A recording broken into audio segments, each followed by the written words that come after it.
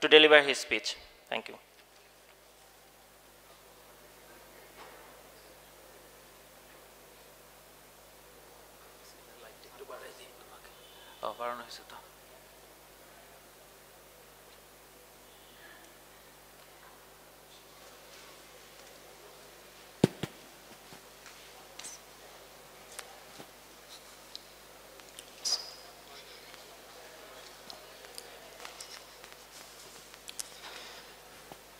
Assalamu alaikum. Bismillahirrahmanirrahim. Thank you all. Actually আজকে যে presentation, এটা যত না প্রেজেন্টেশন তার চেয়ে হলো এখানে কিছু মেসেজ কনভে করার চেষ্টা করব, বিশেষ করে যারা পলিসি মেকার আছেন, যারা আসলে দেশের জন্য কিছু করার মতো ক্ষমতা রাখেন, তো তাদের কাছে আমাদের কিছু আক্ষেপ, রিকোয়েস্ট, কিছু অনুরোধ, এইগুলি আজকের প্রেজেন্টেশনের মধ্য দিয়ে আমরা দেওয়ার চেষ্টা করব। তো কিছু কাজ আমরা করছি, তো সেইটা হলো একটা বাচ্চা যেরকম করে, তো আমরা সেই বাচ্চার মতো কিছু কাজ করছি, কিন্তু এই কাজটা ফলপ্রসূ হবে, পূর্ণতা পাবে হলো সিনিয়রদের সঠিক গাইডেন্সের মধ্য দিয়ে। তো আমাদের এই প্রেজেন্টেশনের মূল উদ্দেশ্যটা হলো এইটাই, যে সেই সিনিয়রদের কাছে কিছু মেসেজ আজকে দিয়ে দেওয়া। তো আসলে প্রেজেন্টেশনটা 40 মিনিটের জন্য বলা হয়েছিল, কিন্তু সময়ের সংক্ষিপ্ততার কারণে 1/3 সময় পাবো, তো জানি না কতটুকু আমরা বলতে পারবো, তো চেষ্টা করব কিছু মেসেজ শেয়ার করার জন্য আপনাদের সাথে।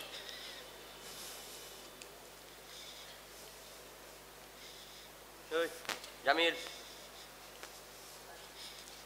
স্যার চেঞ্জ করুন না একটু, আবার একবারে প্রথমে নিয়ে যান, একবারে প্রথমে নিয়ে যান। ঠিক আছে। So today's topics is standard operating procedure in laboratory practice, SOP development and integration in challenging healthcare environment. So we all are working in a challenging healthcare environment. Let us to start. So my acknowledgement to this sector especially, though I am presenting today's presentation, but lot of contributors contributed for this presentation. So at first we should know what is SOP. We know that this is a written document that outlines the specific steps required to perform a task or process consistently and accurately. That means কোন একটা কাজ সঠিকভাবে করার জন্য একটা মানসম্মত, গ্রহণযোগ্য, বিস্তারিত বিবরণ, এটাই SOP। এটা কেন দরকার, এটা কি কাজ করে, এটা ইউনিফর্মিটি, এফিকেসি এবং কোয়ালিটি এনশিওর করে। আমরা জানি যদি SOP সঠিকভাবে ফলো হয়, তাহলে আমরা বলার সুযোগ নয়, বা কনসালটেন্ট এটা বলতে পারবে না যে এই টেস্টটা এখান থেকে না করো, এখান থেকে করো, এটা এইবার করছো তো পরের বার আবার অন্য জায়গা থেকে করো।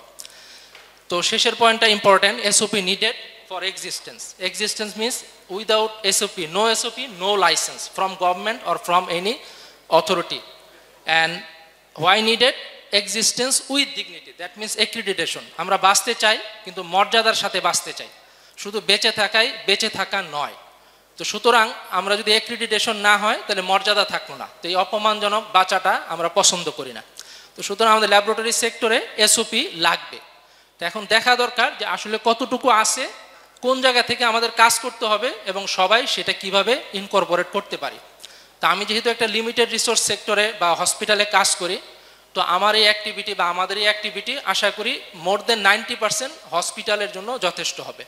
তো যেই সোর্সগুলি থেকে আমরা কালেকশন করছি বা তৈরি করছি, আমরা সফট কপি সবার কাছে দিয়ে দিব, কপি পেস্ট করা, কনভার্সন করার মাধ্যমে সবাই যার হসপিটালে ব্যবহার করতে পারবেন যদি কাজে লাগে।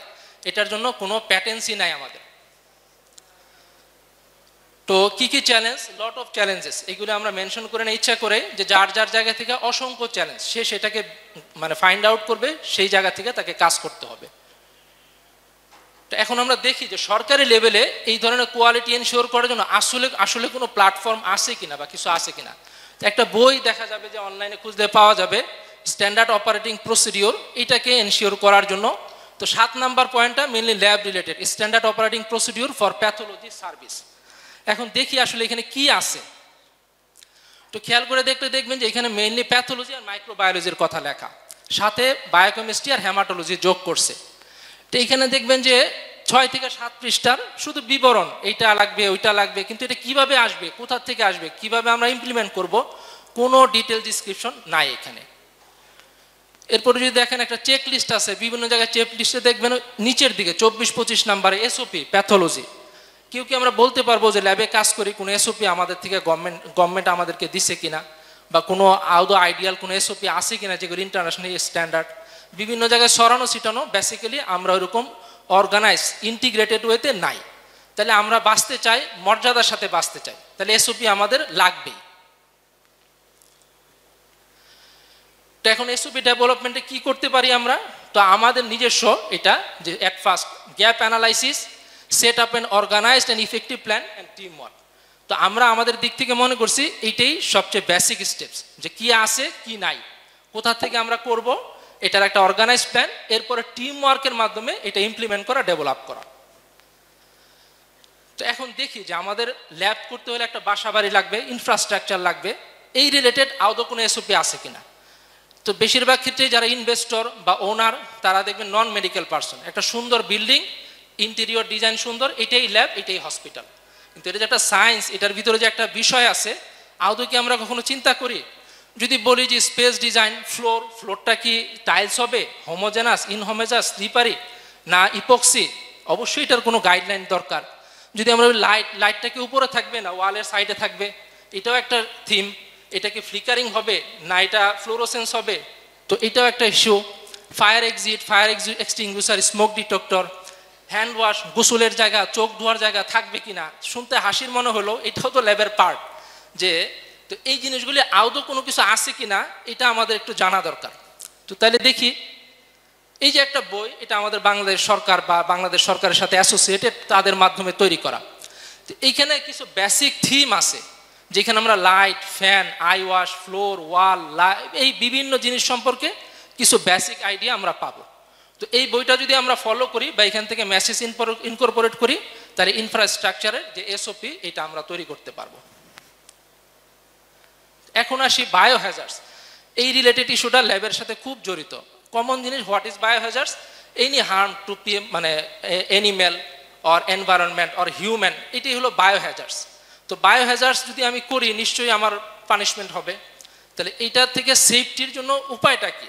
তো বায়োহ্যাজার্ড যখন হিউম্যান টু হিউম্যান আর আনইনটেনশনাল হয়, এই সেফটি মেজার্সটা হলো বায়ো সেফটি। এবং যখন ইনটেনশনাল, কাউকে হার্ম করার জন্য, এটার জন্য যে মেজার্স, সেটা হলো বায়ো সিকিউরিটি। তো ল্যাব গ্রুপগুলি আমরা যদি রিস্ক গ্রুপে আইডেন্টিফাই না করি, তাহলে এখানে কি ধরনের মেজার নিব? আমাদের বায়োসেফটি ক্যাবিনেট কি হবে? ইনফেকশন কন্ট্রোল, এই রিলেটেড ইস্যু কি হবে? তো ওয়াশ ডিসপোজাল, এই রিলেটেড ইস্যু কি হবে? তো আমাদের কাছে ওয়াশ ডিসপোজাল মানে কি, যে আমরা একটা পোটলার মধ্যে জমা করলাম, তারপরে প্রিজম নামক একটা কোম্পানি আছে, তাকে দিয়ে দিলাম। এটা বলতে পারলেই ছাত্রদেরকে নাম্বার দিয়ে দেওয়া হয়, বিষয়টা এমন। কিন্তু আসলে এটা তো একটা আর্ট অ্যান্ড সায়েন্স, ডিটেলস। একটা ফ্লুইড পড়লো ফ্লোরে, এটা কি হবে? একটা করোসিভ পড়লো, এটা কি হবে? তো একটা হিউম্যান মানে যদি আমরা স্যাম্পল স্পেসিমেন বলি, এটা কি হবে? তো এই প্রত্যেকটা জিনিস একটা আলাদা নির্দিষ্ট নিয়মে চলে। তো এখন দেখি এগুলির ভিতরে কোনটা কোনটা আমাদের আছে, কোনটা কোনটা নাই। এই যে দুইটা বই, এটা আমাদের সরকারি ওয়েবসাইটে পাওয়া যাবে। তো এখানে বায়োসেফটি, বায়োসিকিউরিটি, এই রিলেটেড বেশ কিছু তথ্য আছে। তো আমরা যদি এইগুলি বইগুলি আমাদের ল্যাবে রাখি, নিজেরা পড়ি, স্টুডেন্টদেরকে পড়াই, আমাদের ল্যাবরেটরি বা হ্যামাটোলজির ক্লাসটা যদি এই রিলেটেড ইস্যু দিয়ে শুরু হয়, তাহলে হয়তোবা আমরা আরেকটু ভালোভাবে ল্যাবরেটরি সার্ভিসটা চালাতে পারবো। তাহলে এই দুইটা জিনিসের জন্য আমাদের কাছে এই দুইটা বই আছে। তো এখন ইনফেকশন কন্ট্রোল, এই দুইটার জন্য আমাদের এই যে এই বইগুলি আমরা হেল্প নিতে পারি। তো এইখানে মনে হবে অনেক কঠিন, কিন্তু এইগুলি কঠিন না। আমরা একটা AML শিখি, ALL শিখি, মাল্টিপল মাইলোমা, এগুলি আমাদের সাথে অভ্যস্ততার মধ্যে নাই, এই জন্য কঠিন লাগে। কিন্তু এইগুলি আমাদের ডেইলি প্র্যাকটিস হচ্ছে। হাত ধোয়া ধুই, আমরা কোনো কিছু ময়লা পড়ে গেলে মুছি। তাহলে প্র্যাকটিস জিনিসের ভিতরে একটু সায়েন্টিফিক প্র্যাকটিস, এটা আমাদের কাছে মোর রিয়েলিস্টিক, মোর মানে লিভিং লাগবে। তো দেখা যাবে যে এই বইগুলি দেখতে মনে হবে 20, 50, 100 পৃষ্ঠার, কিন্তু একটা ছেলে মেয়ে ইজিলি 2, 4, 5, 10 দিনে একদম হুবহু শেষ করে ফেলতে পারবে এবং পড়বে, কোনোদিন আর ভুলবে না। তো এই জন্য এই দুইটা বই আমাদের কাছে আছে। এখন দেখেন যে ওয়াশ ডিসপোজালের একদম বাংলা বই, খাঁটি বাংলা। তো এটার ভিতরে সব ধরনের বিষয় এটার মধ্যে আছে। অথচ এই যে আমরা যারা MD পাস করছি, FCBS পাস করছি হ্যামাটোলজিতে, আমি হয়তো আমার দুর্বলতার কারণে পারি নাই বা ফাঁকিবাজ বা যাই বলেন, কিন্তু আদৌ কি আমরা সবাই এই বইগুলি বা এই রিলেটেড ইস্যুগুলির সাথে ওইভাবে জড়িত, বা আমাদের কোর্স কারিকুলাম বা একাডেমিক সেক্টরের সাথে জড়িত? আজকে যদি আমি পাশ করি, ল্যাবে যোগ দিই, প্রথম দিন থেকেই আমার এই বিষয়গুলি লাগবে, প্রথম দিন থেকেই। এবং এইটা ছাড়া না নিজের সেফটি, না ল্যাবরেটরি সেফটি, না রিপোর্টের সেফটি। তাহলে আমাদের এই পর্যন্ত যা আলোচনা হলো এগুলো আমাদের কাছে আছে, এখন আমরা ইনকর্পোরেট করে নিলে এখান থেকে আমরা আস্তে আস্তে ডেভেলপ করতে পারবো। এখন একটু অন্য লাইনে চলে যায়, যেগুলো আছে কিন্তু আমাদের কাছে হয়তো বা গুছানো নাই, আছে কর্পোরেটের কাছে, যাদের কাছ থেকে পয়সা দিয়ে কিনতে হয়, কিন্তু আমার তো পয়সা নাই। আছে অন্য মানে ভেন্ডরদের কাছে, যাদের সাথে এমইউ না থাকলে আমাকে সে দিবে না। তো তাহলে এই জায়গা থেকে আমাদের কিছু টুকানো, কালেকশন করা বা ধার করা, এই কাজগুলি আমাদের করতে হয়। যেমন আইডেন্টিফিকেশন বলেন, একটা লেবেল, একটা স্যাম্পল কিভাবে কালেকশন হবে, তো তারপরে এটা লেবেলিং, এটা কিভাবে ট্রান্সপোর্ট হবে, স্টোরেজ হবে, এই সবগুলি একটা সায়েন্স, হোল ল্যাবরেটরি। এইগুলো যদি আমাদের ডকুমেন্টেড প্র্যাকটিসিং এসওপি না থাকে, তাহলে আমরা কিভাবে নিজেদেরকে মর্যাদার সাথে বাঁচতে সাহায্য করব। যেন আমরা মর্যাদার সাথে বাঁচতে চাই, নট বাঁচা। জাস্ট দেখেন, একটা বিদেশি প্ল্যাটফর্ম থেকে এই ছবিটা নেওয়া হয়েছে, সবাই এটার সাথে পরিচিত, লালপেত। গ্লোবাল সার্চে যদি যাই, গ্লোবাল সার্চে সাথে একটা আমরা এখানে এপিটিটি দিচ্ছি, দেখেন আর পুরো ডিটেলস অনলাইনে দিয়ে দিচ্ছে মানবতার জন্য বিনা পয়সায়। তো সেটার ভিতরে কখন স্যাম্পল কালেকশন করতে হবে, কয়দিন আগে হেপারিন, কয়দিন আগে অ্যান্টিকোয়াগুলেন্ট বন্ধ করতে হবে, কোন টিউবে কালেকশন করতে হবে, ফ্রিজ করলে কিভাবে স্যাম্পল কত সময় রাখা যাবে, এভরিথিং এখানে আছে। তাহলে তারা যদি পারে, আমরাও পারি, কিন্তু এই লেভেলটা আমার ব্যক্তিগত তরফ থেকে সম্ভব না। এই জন্য এটা মেসেজ যারা পলিসি মেকার, এখানে রাজশাহী ইউনিভার্সিটি আছে, খুলনা ইউনিভার্সিটির আছেন, তারপরে আমাদের বাংলাদেশ ইউনিভার্সিটির, এই স্যারদের কাছে আমার রিকোয়েস্ট যে এই লাইনে কিছু স্টুডেন্ট বা ম্যান পাওয়ার সিলেক্ট করা, যেন আমরা গ্লোবালি একটা প্ল্যাটফর্মের মাধ্যমে সবাইকে কিভাবে কালেকশন করতে হবে, প্রি কালেকশন ইনফরমেশন, এটা আমরা করতে পারি। এটা দরকার লাগবেই। এরপরে অংশ দেখেন যে আমাদের স্যাম্পলগুলি ভালো মিক্সিং না হওয়ার কারণে ক্লটেড ব্লাড, হেমোলাইজ ব্লাড অথবা আরও কত প্রবলেম হচ্ছে। তো এইগুলি সুন্দর গাইডেন্স আছে, তো আমাদেরকে কাজ হবে এটা ম্যানেজ করা, এটা কালেক্ট করা। আচ্ছা, এখানে কিছু ট্রাবল শুটিং আছে স্যাম্পল কালেকশনের, খেয়াল করি। প্রথম স্যাম্পলটায় হয়তো হিমোগ্লোবিন 12 দেখানো, পরের স্যাম্পলটায় 7, তারপরেরটায় আবার 13। তো একই পেশেন্টের এরকম বারবার চেঞ্জ হচ্ছে। তাহলে প্রবলেমটা কি? এই ল্যাব ব্যাটাটা খারাপ, অথবা ল্যাবটা খারাপ, অথবা এরা ভুয়া। বাংলা কথাই বলতেছি। তা আসলে কোনোটাই খারাপ না, ল্যাবও ঠিক, ল্যাবের লোকও ঠিক, মেশিনও ঠিক। তাহলে প্রবলেমটা কোন জায়গায়? প্রবলেমটা হলো আমার যে কালেকশন প্রসেস ঠিক নাই, স্যালাইনের হাত থেকে আমি কালেকশন করছি। তো ভুলের 70% হলো pre analytic. Pre analytic error more than 70%। তাহলে এটা প্রি অ্যানালাইটিক, কিন্তু ব্লেমটা দিন শেষে কার? আমার। তুমি ভুল, তোমার টেস্ট ভুল, তোমার মেশিন ভুল, তোমার ল্যাব ভুল, সব ভুয়া তোমরা। এইভাবেই গালি দেওয়া হয় প্র্যাকটিক্যালি। তো আসলে তো ভুলটা অন্য জায়গায়। সবার সম্মিলিত স্যাম্পল কালেকশন কিভাবে হবে, এই টেকনিকটা আমরা ওইভাবে প্র্যাকটিসে নাই তো আমাদের হাতে বই। তো এই জন্য এই জিনিসটা এটার জন্য কতগুলি কাজ জড়িত হয়েছে। আমাকে প্রমাণ করতে হবে আমার মেশিন ভুল না, তাহলে কিউসি ক্যালিব্রেশন লাগবে। আমাকে প্রমাণ করতে হবে ম্যান পাওয়ার ইফিশিয়েন্ট, তাহলে তাদের কোয়ালিটি জাজমেন্ট লাগবে। আমাকে প্রমাণ করতে হবে টেস্ট প্রসিডিউর ঠিক, তাহলে তাদের একটা গাইডেন্স দেখাইতে হবে আমাকে প্রমাণ করতে হবে স্যাম্পল স্টোরেজ, কারণ এগুলি তো বাইর করছি স্যাম্পল স্টোরেজ থাকার কারণে, স্লাইড স্টোরেজ থাকার কারণে। আমাকে প্রমাণ করতে হবে স্টেপ ওয়াইজ পাথওয়ে, যে প্রথম মেশিন রান করবে, তারপরে দেখেনি হলুদ দাগগুলি টেকনোলজিস্ট দিছে, তাহলে টেকনোলজিস্টের কাছে আগে স্টেপ ওয়াইজ যাইতে হবে, তারপরে একজন কনসালটেন্ট দেখবে, তারপরে দরকার হলে আরও রিভিউ হবে। তাহলে এই বিষয়গুলি স্টেপ ওয়াইজ যদি আমরা ক্রোনোলজিক্যালি স্ট্রাকচার্ড ওয়েতে না দেখাইতে পারি, তাহলে আমাদের উপরে ব্লেম এবং লিগাল ইস্যু যে কোনো সময় আসতে পারে।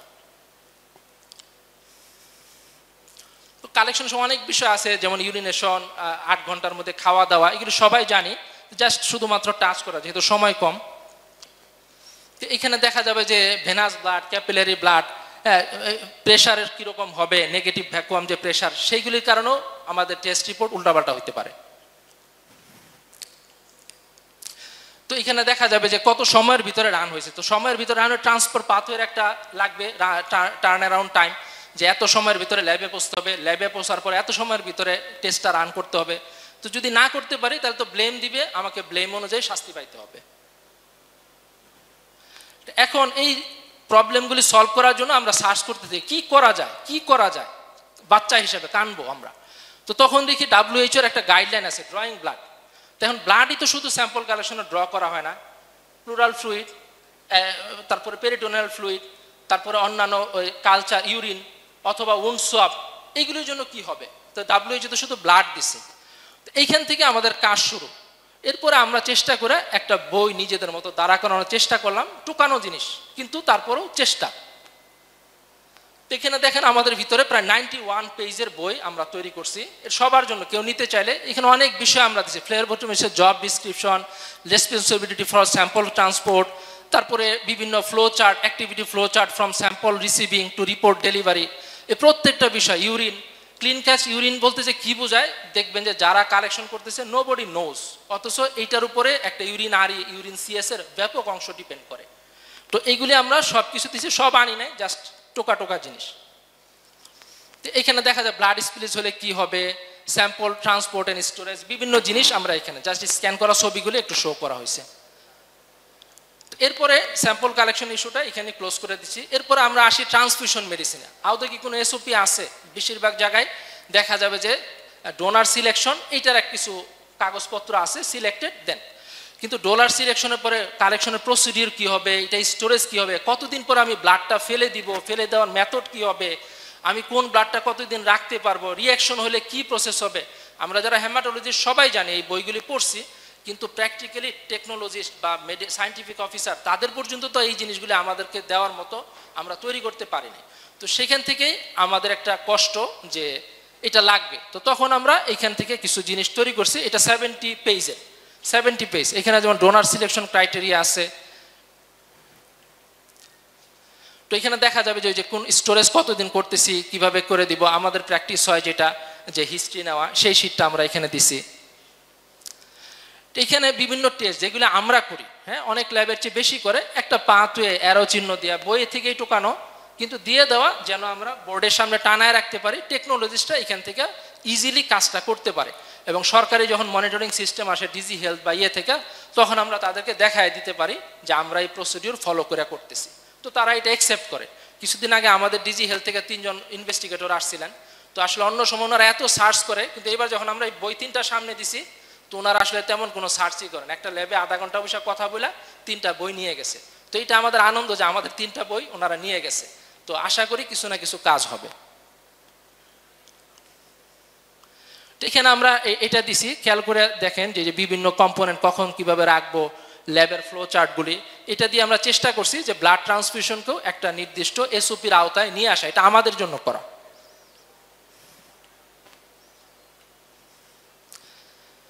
আচ্ছা, তো ট্রান্সফিউশন রিলেটেড ইস্যুটা এখানেই শেষ করতেছি। এখন আসি যে আমাদের ল্যাবের নিজস্ব বিষয়, জাস্ট একটা ক্লামজি, সবাই এটার সাথে পরিচিত। সিসম্যাক্সের দেখেন রিয়েজেন্টের একটা কম্পোনেন্ট, মেশিন আছে, নিচে রুবি, অ্যাবটের নিচে স্টোরেজ আছে, কিছু ডিসকার্ডের এখানে। তো এই যে এইগুলি প্রতিদিন কে চেক করবে? আর চেক করলে টেকনোলজিস্টকে বলেন ল্যাব দেখছো? হ্যাঁ, সব দেখছি। কিন্তু একটা ল্যাবের 20টা, 50টা, 100টা আইটেম, এটা কিভাবে সে দেখবে? তো এটাকে তো একটা অফিসিয়াল ফরম্যাটের মধ্যে আনতে হবে। তো এই ফরম্যাটগুলি কিভাবে তৈরি করা যায় এটা আমরা দেখাবো আমাদের এক্সপিরিয়েন্স। আচ্ছা, এখানে আমরা যদি দেখি যে কি সমস্যা, একটা হলো সিসম্যাক্সের আর একটা অ্যাবটের মনোসাইট। আমরা জানি মেশিনের কারণে বিভিন্ন রেঞ্জের পার্থক্য হয়। তো এটা যদি আমরা ক্যালিব্রেশন না করি প্রবলেম, অথচ 2টা টেস্টই ঠিক, মেশিনও ঠিক, কিন্তু অ্যাডজাস্টমেন্ট না হলে পেশেন্ট আমাদের ব্লেম দিবে। এখানে যদি দেখা যায় যে এটা স্টেপ ওয়াইজ পাথওয়ে যদি না থাকে, ডাব্লিউবিসি কাউন্ট একরকম, নিউট্রোফিলে ফ্ল্যাগ দেওয়া, অথচ এটা একটা এপিএল এর কেস আর কি। এখানে আরো মজার জিনিস, হেমোগ্লোবিন 24, কিন্তু আরবিসি কাউন্ট দেখেন 3.96 মাত্র। আবার ওদিকে এমসিএইচসি, তো জিনিসগুলি কেমন না?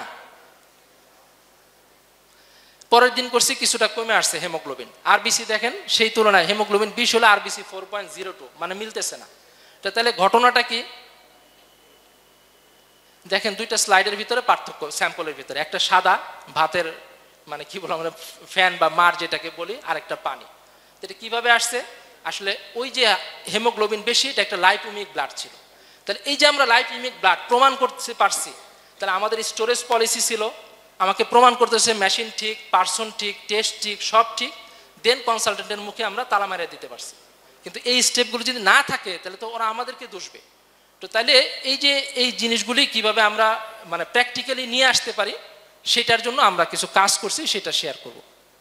এখানে দেখেন সকালবেলা কাউন্ট হলো 10,500 ডাব্লিউবিসি, এরপরের দিন 24 ঘন্টা পরে 37,000। তেরা বলে ভুয়া, একদম ডাকাত বা এরা পাগল হয়ে গেছে, কারণ একদিনে ব্যবধানে ডাব্লিউবিসি কাউন্ট প্রায় 25-30,000 বেশ কম। তো আমরা জানি স্টেরয়েড, বিভিন্ন ক্লিনিক্যাল কন্ডিশন ডাব্লিউবিসি কাউন্ট ব্যাপকভাবে বাড়ায় দিতে পারে। কিন্তু আমাকে তো স্টোরেজ পলিসি দেখাইতে হবে, স্লাইড দেখাইতে হবে, তাইলে সে না আমি এটা মানাইতে পারবো। অথচ সকালে যদি হয়, বিকালবেলা খালা নিয়ে চলে গেছে, কোথায় ফালাই দিছে। তো এই প্রসেসের ভিতরেই বেশিরভাগ সরকারি বেসরকারি চলমান। এইখানে দেখেন প্লেটলেটগুলি ক্লাম্প হয়ে আছে। এই ধরনের প্লেটলেট সেন্ট্রালে যদি দেখে 1.5 লাখের কমে কেউ দিবে না, অথচ মেশিন 88,000 দিয়ে বসে আছে। এখন এইখানে আমরা কি করছি যে হেমাটোলজি যে ল্যাবগুলি টেস্ট হয় টেস্টগুলি আমরা অ্যারো দিয়ে দিছি। আরেকটা কি করছি, এই যে মেশিনটা দেখেন একটা ফ্লো চার্ট দিয়ে দিছি। এই ফ্লো চার্টটা কি আমরা সিসম্যাক্স চালাই, অ্যাবোর্ট চালাই, সেন্ট্রিফিউজ চালাই, যত মেশিন চালাই, তো এটার তো একটা ফ্লো চার্ট যদি টানায় রাখা, এটা হসপিটালের বা এই পলিসি মেকারদের তরফ থেকে ইনস্ট্রাকশন। তা আমরা নিছি অনলাইনে আছে, আমি জানি অনলাইন তো অফিসিয়াল মেসেজ না, আপনারা দিবেন সাইন করে দিবেন। তো ওদের কাছ থেকে এই ফ্লো চার্ট নিছি, ওদের সাইন নিছি যেটা ওদের মেশিনে, তারপর আমরা এসুবের ভিতরে ইনকর্পোরেট করছি। তো এরকম প্রত্যেকটা মেশিনের এইভাবে ফ্লো চার্ট আমাদের আছে। এই যে দেখেন আমরা কোয়াগুলেশনের একটা ফ্লো চার্ট ওয়ালে টানায় রাখছি মেশিন অপারেশনে। কেউ ব্লেম দিতে পারবে না মেশিন চালানোটা ঠিক হয় না।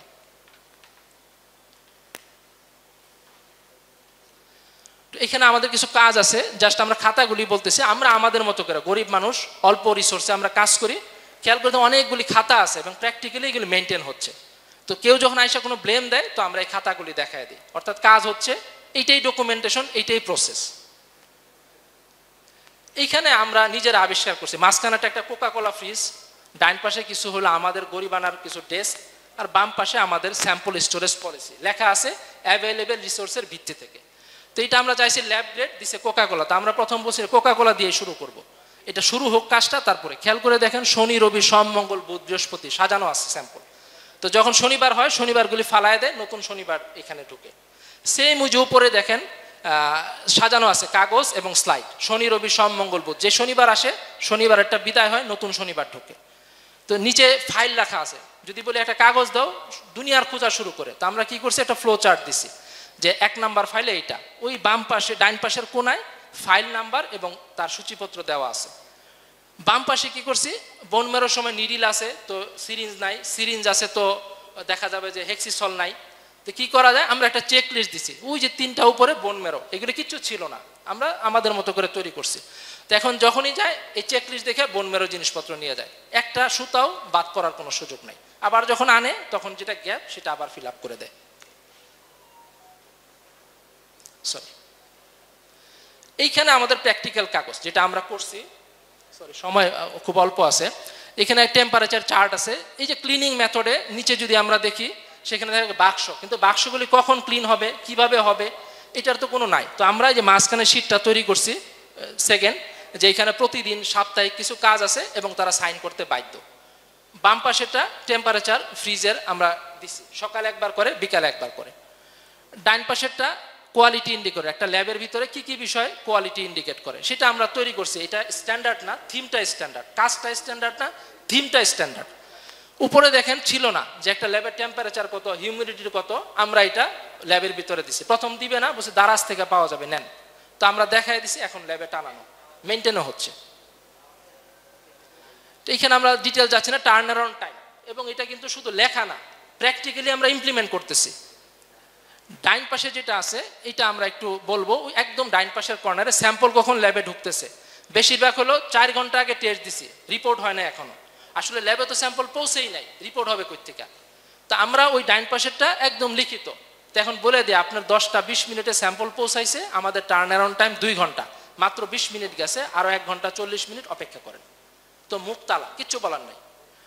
তো এই বাম পাশের যেটা সেটা আমরা কিছু কাজ করছি যে ইভালুয়েশন আমাদের জন্য, যে কি ইভালুয়েশন, সরি আচ্ছা এটা বোঝা যাচ্ছে না, আমি পরে বলতেছি আর কি। ওকে, ডেইলি অ্যাক্টিভিটি শিট। এখন এই যে বিভিন্ন জিনিস আছে, খুব অসুবিধা কেমনে আমরা কাজ করব, এই মানে ডেস্কের নিচের জিনিস ফাইল। তো আমরা প্রতিদিন তাদের ডেইলি অ্যাক্টিভিটি শিট হিসাবে দিয়ে দিই 6-7টা পেজ। একজন ইনচার্জকে বলি আপনার কাজ আধা ঘন্টা এসে এই শিটটা নিয়ে প্রত্যেক কর্নারে কর্নারে যাবেন, যেটা যেটা আছে ঠিক টিক চিহ্ন দিবেন, যেটা নাই ক্রস চিহ্ন দিবেন। তো দেখা যায় সিস্টেম ডেভেলপ করার কারণে আমার মাথায় কোনো ব্যথা নাই, আধা ঘন্টায় হয়েছে। সকালে আমি যখন অফিসে যাই আমার টেবিলের সামনে এই কাগজ সব হাজির। আমার মনে চাইলে ভাতের মতো 2-1টা দেখি, মনে না চাইলে দেখি না, কারণ আমি জানি সিস্টেমই এটাকে কন্ট্রোল করতেছে। এই যে ইনসিডেন্ট খাতা আমরা ইচ্ছা করে এটাকে লেখায় নিয়ে আসছি, যে দেখা যায় যে একজনকে বলছে সিস্টারকে, উনি এটা জানে না, মিথ্যা কথা বলবো না, ভুলে গেছে। তা আমরা তখন দেখাই দিই অমুকে এতটা সময় আপনার সাথে কথা বলছে, এই মেসেজ ছিল, ইনসিডেন্স খাতায় লেখা আছে। তো ইনসিডেন্ট নাম দিতে হবে জরুরি না, নোট খাতা দেই, অ্যাক্টিভিটি খাতা দেই, ওয়ার্কিং খাতা দেই, কিন্তু থিমটা ইম্পর্টেন্ট। তা আমরা এইভাবে কাজ করতেছি। এরপরে যদি আমরা আরেকটু ডান পাশে যাই, তাহলে দেখা যাবে যে একটা ফিডব্যাক ফর্ম আছে। আমরা যখন স্টুডেন্টদের ট্রেনিং দেই, তাদেরকে তাদের নাম মেনশন না করে ট্রেনিংয়ের শেষে বলি তোমার যা মনে চায় লিখে দিয়ে যাবা, কনসালটেন্টের এগেনস্টে, টেকনোলজিস্টের এগেনস্টে, রিসিপশনিস্টের এগেনস্টে। তো এইভাবে আমরা ম্যান পাওয়ার ডেভেলপমেন্টও কিছু কাজ করতেছি।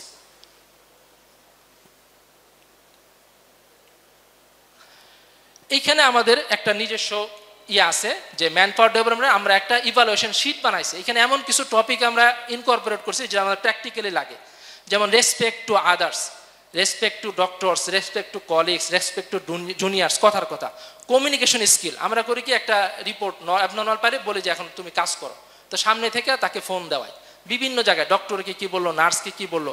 তো এই সবগুলি পয়েন্ট আমরা এখানে দিছি। আমরা মনে করছি এটা দরকার, কিন্তু ওইভাবে আমরা গুছানোভাবে পাইনি। এই জন্য আমরা আশা করব যে আমাদের স্যাররা যদি এই পয়েন্টগুলি একটু ইনকর্পোরেট করেন বা প্রয়োজন মনে করলে এটা দেন, তাহলে আমরা খুবই কৃতজ্ঞ হব। এই যে এইখানে প্রতিদিনের কিউসি এগুলি হয়ে থাকবে সকালবেলা আমার কাছে টেবিলের উপরে চলে আসবে, আমার কিচ্ছু করা লাগবে না। এখানে সিসম্যাক্স আছে 500, 1000 বা অন্যান্য, এই জিনিসগুলি চলে আসবে।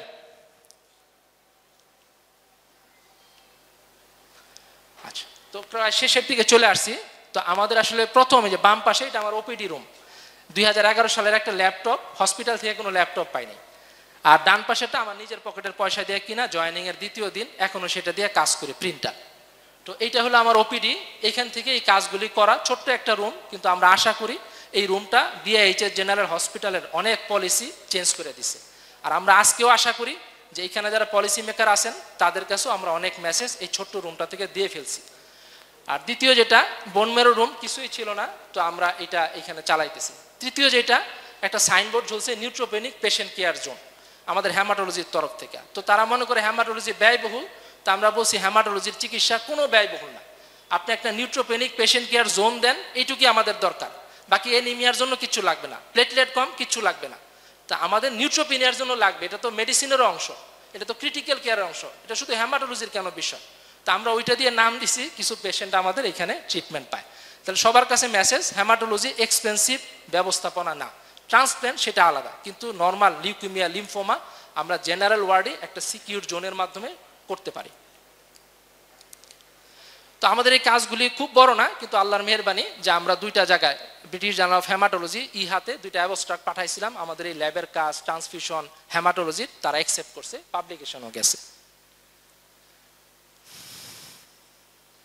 এখন প্রায় শেষের দিকে আর কি, কি টু সাকসেস, এটা আমাদের নিজেদের মতো করে বলা যে standard system our logic will control the activities not a person, system will control all activities not a person, no bossing, no humiliating to anybody's, person will act as a team member of that system. এটা আমাদের নিজস্ব আবিষ্কার করা logic, কেউ accept করতে পারে, ক্রিটিসিজমও করতে পারে। ডাইভার্সিটি, ডাইভার্সিটিতে এফিকেসি হবে। আমরা কি করছি, 5 জন টেকনোলজিস্ট, যেহেতু বেতনভুক্ত ইনচার্জ না, এদের মধ্যে হিংসা থাকতো, কাজ করতো না, তো 5 জনকেই 3 মাস পরে পরে ইনচার্জ দিছি। তো প্রথম কলার উঁচা করে চলে, ক্ষমতা, রোস্টারের পাওয়ার। তো এখন যখন একটা টেনর শেষ হয়েছে, এরপরে জিজ্ঞেস করে পরের টেনরে তোমার কে আছে, ওই পিছনে থাকে। তাই এটা ক্ষমতার মজা শেষ, এখন শুধু দায়িত্বের বোঝা ছাড়া কিচ্ছু নাই। তো এইভাবে ডাইভার্সিটি করার মাধ্যমে আমরা এক একজনের যোগ্যতাকে বের করে আনার চেষ্টা করছি। রেসপন্সিবিলিটি উইথ এম্পাওয়ারমেন্ট, এটা কি হবে, ইন্ডিপেন্ডেন্সি তৈরি করবে, ইনোভেশন। যে দায়িত্বের সাথে কোনো পাওয়ার নাই, এটা কোনো দায়িত্বই না, শুধু বোঝা। এই জন্য আমরা যাকে দায়িত্ব দিছি তাকে আমরা পাওয়ারও দিছি, এবং তার পাওয়ারটাকে রেসপেক্ট করার জন্য প্রত্যেককে বলেও দিছি। তো এইটা আমাদের নিজস্ব লজিক, আমরা প্র্যাকটিস করার চেষ্টা করছি। পরের অংশগুলি সবার জন্য, টিম ওয়ার্ক লাগবে, লং টার্ম সাস্টেনেবল প্ল্যানিং এটা লাগবে, ডেডিকেশন, ইনথুজিয়াজম, অনেস্টি এটা লাগবে। তো আমি ব্যক্তিগতভাবে রাজশাহী ইউনিভার্সিটির আন্ডারে যেহেতু পাশ করা, রংপুর মেডিকেল কলেজ থেকে কিছু সময় তবলিগে যাওয়া, তো ওইখান থেকে আমার নিজের কিছু 3-4টা পয়েন্ট যখন আমি আটকায় যাই, ইমোশনাল হই, এইগুলি আমার নিজের সামনে নিয়ে আসি। যে আল্লাহ বিশ্বাসী বান্দাদের সাহায্য করবেন, সত্যবাদীদের সাথে আল্লাহর সাহায্য, ধৈর্যশীলদের সাথে আল্লাহর সাহায্য, কোনো নেক আমলকে আল্লাহ কখনো বৃথা করবেন না। তো কোনো যখন ডিমোরালাইজড হই, কষ্ট আসে, তখন এই জিনিসগুলি সামনে নিয়ে আসে। তো মনে হয় যে বুলেটের মতো শক্তি, যে আমার যদি এটা ভালো কাজ হয়, it will sustain, never destroy. তো তখন আমরা কাজ করার ব্যাপারে নিজের ভিতরে শক্তি সঞ্চয় করি, এটা আমাদের নিজস্ব, কেউ অ্যাকসেপ্ট করতে পারে, ডিনায় করতে পারে। লাস্টের দুইটা অত্যন্ত করুণ বাস্তবতা সবার জন্য, নন প্র্যাকটিসিং ইনস্টিটিউশনাল জব। তো আমি এখনো বাইরে চাকরি করার যোগ্যতা অর্জন করি নাই, বিকালে প্র্যাকটিস করতে পারি না, কোনো ল্যাবে কাজ করতে পারি না। 7 বছর পাশ করছি, 8 বছর একটা হসপিটালে বা ইনস্টিটিউশনাল প্র্যাকটিস করি, জানি না কতদিন পারবো। যখন দেখি যে আমাদের বাচ্চাদের টিউশন ফি দিতে পারি না, যখন দেখি যে আমার কলিগ ভালো চলতেছে আমি খারাপ, কতদিন আপনি এই ইনফরমেশন ধরে রাখবেন? এই জন্য এটার জন্য সরকারকে, পলিসি মেকারদেরকে আগে আসতে হবে। ইনস্টিটিউশনাল নন প্র্যাকটিসিং জব, লাস্টে যেটা standard salary as per designation, এটা ইনশিওর না করলে যার পেটে ভাত জোটে না, তার আবার ইনোভেশন কি, তার আবার যোগ্যতা মানে কাজ কি। এই জন্য এই বিষয়ে অ্যাজ পার ডেজিগনেশন একজন ডক্টরের কত হওয়া দরকার, বিশেষজ্ঞর কত হওয়া দরকার, এইটার ব্যাপারে একটু রিকোয়েস্ট থাকবে। তো এতটুকুই সংক্ষিপ্ত, কোনো কষ্ট হলে আমাকে মাফ করবেন। আর যতটুকু হয়েছে আপনাদের শেখানোর মধ্যে দিয়েই হয়েছে, আর যেটা হয় না এটা আমার দুর্বলতা। Thank you all, thank you, আসসালামু আলাইকুম।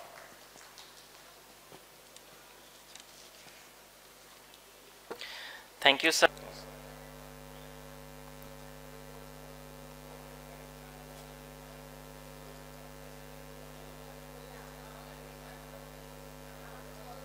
Next, I am requesting Associate Professor Dr. Mohammad Shahidul Islam Shikdar Rumi sir to come to the dais and take his crest.